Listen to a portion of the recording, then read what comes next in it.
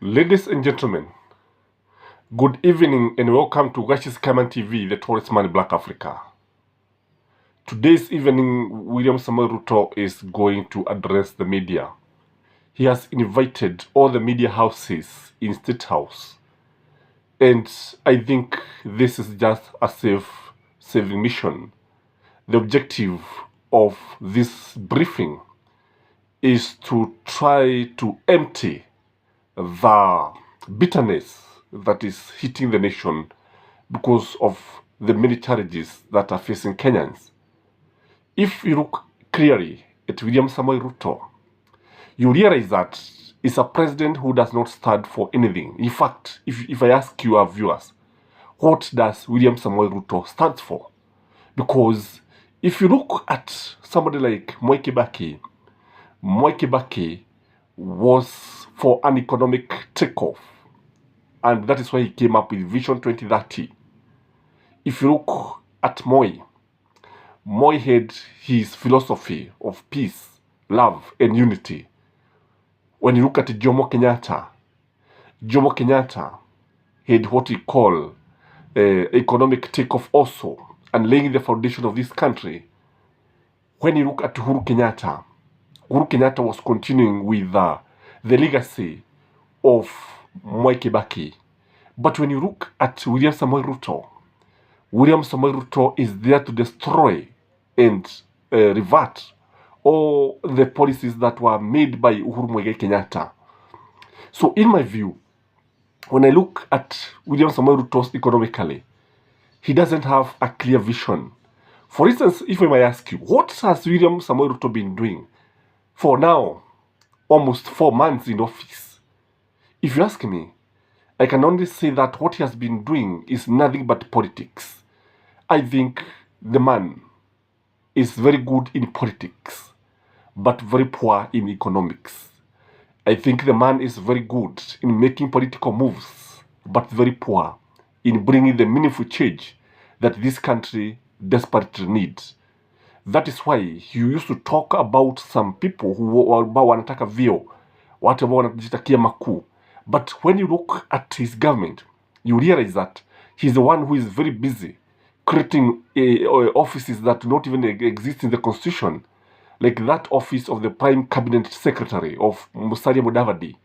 It is just there for political reasons, but not economic reasons.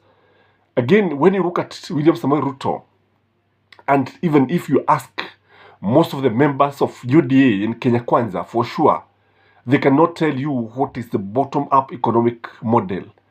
And if you look at what is happening, and now you try to compare with the bottom-up economic model, you don't see any sense. You don't see any meaning.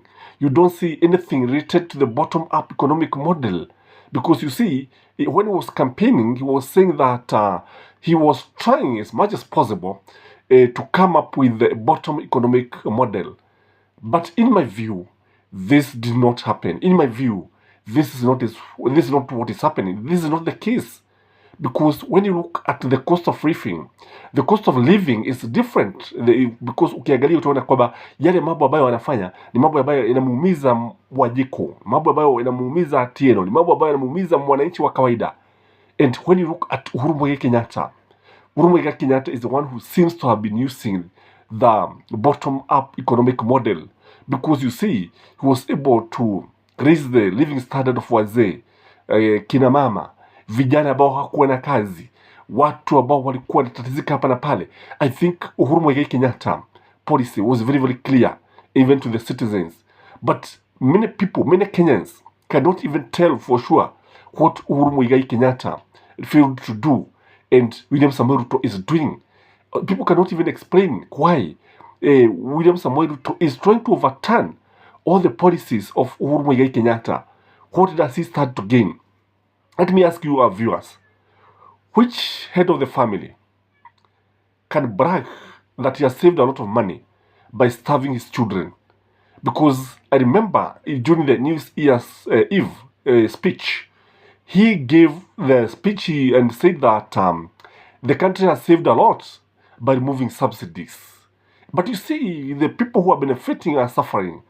But you see, the president, was saying that the country has saved a lot. And this one does not make much sense economically. This one does not make much sense socially. If you look at Raila Amolo Odinga is a true social democrat, because you see, he believes in capitalism with a human face. But when you look at William Samoei Ruto is coming out like a political and an economic gambler, a president who is trying anything but not very sure. He's not even taking what we call calculated risk. Because when you look at him, you see the president who is ready to do anything as long as he is popular. And that's why when you look at William Samoei Ruto, you realize one thing very clearly in his administration.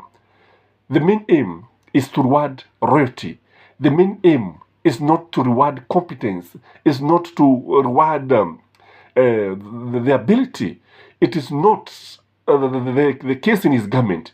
The case is in his government is if you are loyal to him, you are rewarded. And that is why, in my view, he is trying to even change the constitution so that he can accommodate all those people who have been supporting. By the way, there's nothing wrong by rewarding your supporters. There's nothing wrong by rewarding royalty. But now, when royalty comes before meritocracy, you realize that you are taking the country in the wrong direction. And when you look at the way that people are losing hope with this government, you realize that by the time we go to 2027 elections, William Samoei Ruto will be the most unpopular president, maybe in East and Central Africa, if not the whole globe. I have not seen a president who has promised so much but delivered so little. I have not seen a president who has worked with people's emotion, and he has tried so much to whip the people's emotion. Because you see, people were expecting political miracles. How he's going to perform these political miracles, nobody can tell. Nobody can tell how he's going to change this country. Because when I look at his wheelbarronomics, they're not working. The wheelbarrow ambayo alikuwa akizungumzia, kile kitroli hakifanyi chochote, because it is, other than just being a political gimmick, it didn't have any economic connotation. And in fact, if there are people who are going to be disappointed, they are the hustlers. If there are people who are going to be disappointed by this government, they are the people who voted for William Samoei Ruto en masse. Because when you look at the way that the country is moving, when you look at the direction that the country is headed to, you are able to see that for sure things are not going well. You realize that the forefathers had a vision for this country. People like Tom Mboya are credited for coming up with economic model that laid the foundation of this country. Jaramogi Odinga also contributed so much. Jomo Kenyatta, Mwai Kibaki, these are the people who helped to lay the foundation of this country. And were it not for Moi, who destroyed this foundation, I think this country could be a developed nation. Why it not for Arab Moi, who tried to stifle democracy, this country would be very far away. Why it not for Moi, who tried even to stop people from talking, who tried to gag even the media, I think this country could be very far away.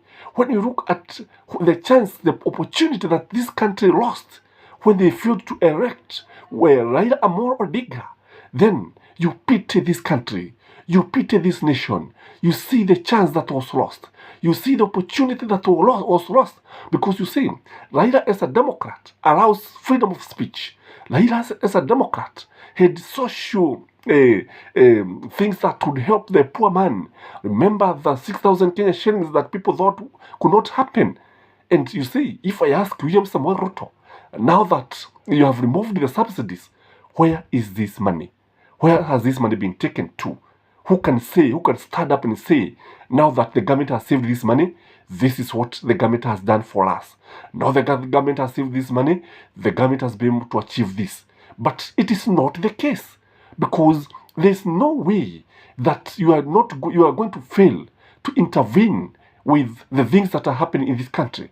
Even in developed countries, the government intervenes to assist the farmers. The government intervenes. I remember even during COVID, wakati wa corona, the developed countries like America were able to give stipends to the citizens. They were given some cash, especially those people who would not have any source of income. So there's nothing wrong with this. This is something that happens in many countries. It is not happening. It was not going to happen in Kenya for the first time.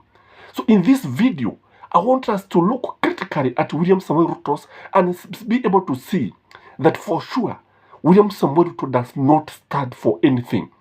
William Samoei Ruto does not believe in the so-called massive economic revolution, in the so-called political development, because what I can see is somebody who is trying to consolidate power. It is the president who is trying to ensure that he's consolidating power, he's amassing power and controlling every facet of this country.